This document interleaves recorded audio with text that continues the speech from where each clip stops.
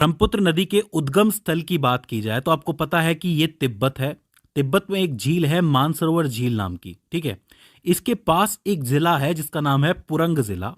इस पुरंग जिले में एक चेमा युंगडुंग, ध्यान से सुनिए, चेमा युंगडुंग नाम का एक ग्लेशियर है। इस ग्लेशियर से ही शुरुआत होती है ब्रह्मपुत्र नदी के प्रवाह की। तो अगर आपसे कोई पूछे कि इसका उद्गम स्थल कहाँ है तो आप लिखेंगे तिब्बत में एक जिला है पुरंग जिला जो मानसरोवर झील के पास है।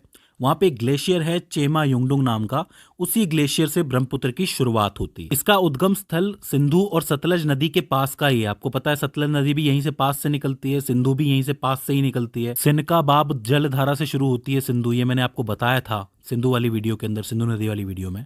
तो कुल मिलाकर 3 नदियां हैं जो तिब्बत से चलती हैं, एक सिंधु, एक सतलज, एक ब्रह्मपुत्र। तो ब्रह्मपुत्र यहां से चलती है और ये उत्तरी भारत की तरफ ना जाके उत्तर पूर्वी भारत की तरफ चल पड़ती है, यानी कि कुछ इस तरीके से ये आगे चल पड़ती है। जब ये यहां पहुंचती है तो यहां पे नामचा बरवा नाम की एक पर्वत श्रृंखला है जिससे टकरा के या फिर जिसके पास से घूम के ये नदी भारत के अंदर प्रवेश कर जाती है। तो भारत में ये कौन से राज्य के अंदर सबसे पहले प्रवेश करती है? अरुणाचल प्रदेश के अंदर। अरुणाचल प्रदेश से होते हुए ये असम में जाती है और असम से होते हुए बांग्लादेश चली जाती है और बांग्लादेश से गुजर के ये बंगाल की खाड़ी में जाके गिर जाती है। तो इसका उद्गम स्थल जो है वो तिब्बत है और जो इसका एंड है, मतलब अंत है, वो इसकी बंगाल की खाड़ी है। तो ये एक तरीके का नक्शा हो जाता है या फिर एक तरीके का प्रवाह मार्ग हो जाता है ब्रह्मपुत्र का।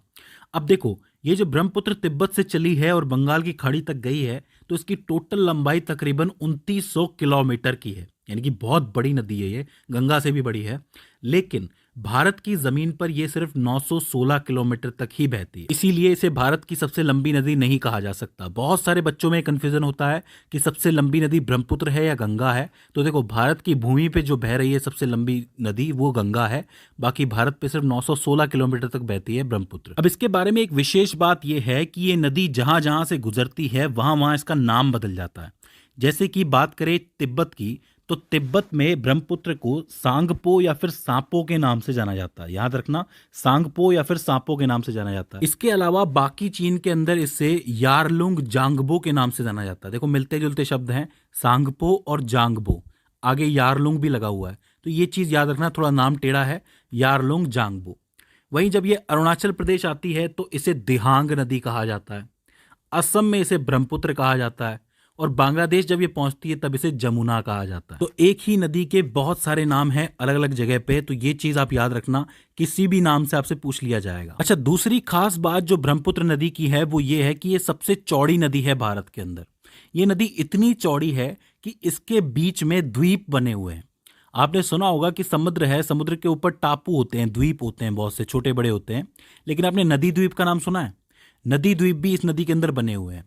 असम के अंदर एक द्वीप है जिसको माजोली द्वीप के नाम से जाना जाता है, वो इस दुनिया का सबसे बड़ा नदी द्वीप है और मजे की बात यह है कि उसको जिला घोषित कर दिया गया है, एक नदी द्वीप को जिला बना दिया गया है।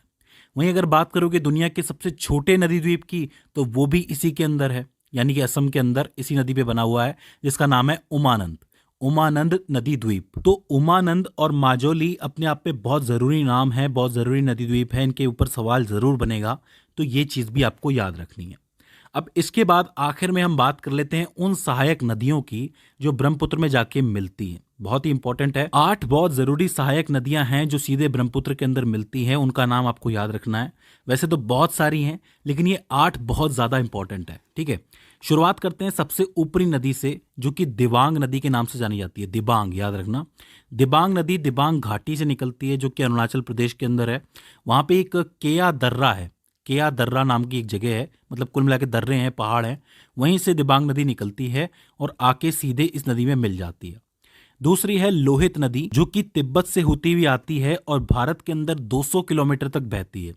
इस नदी को खूनी नदी के नाम से भी जाना जाता है, वो इसलिए क्योंकि ये लाल मिट्टी के ऊपर बहती है और दूसरा ये है कि ये अशांत प्रवाह के साथ बहती है, मतलब काफ़ी तेज बहती हुई आती है और सीधे ब्रह्मपुत्र में मिल जाती है, इसीलिए इसको खूनी नदी कहा जाता है, ठीक है।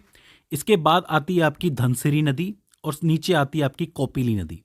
तो ये जो आपके लेफ्ट साइड की हैं 4 इंपॉर्टेंट नदियां हैं, दिबांग नदी, लोहित नदी, धनसिरी नदी और कोपिली नदी। वहीं इस तरफ भी 4 नदियां हैं इंपॉर्टेंट सी। सबसे पहली तो है आपकी तीस्ता नदी। तीस्ता नदी का नाम आपने सुना होगा, ये इस तरीके से चलती हुई आती है और यहाँ आके मिलती है।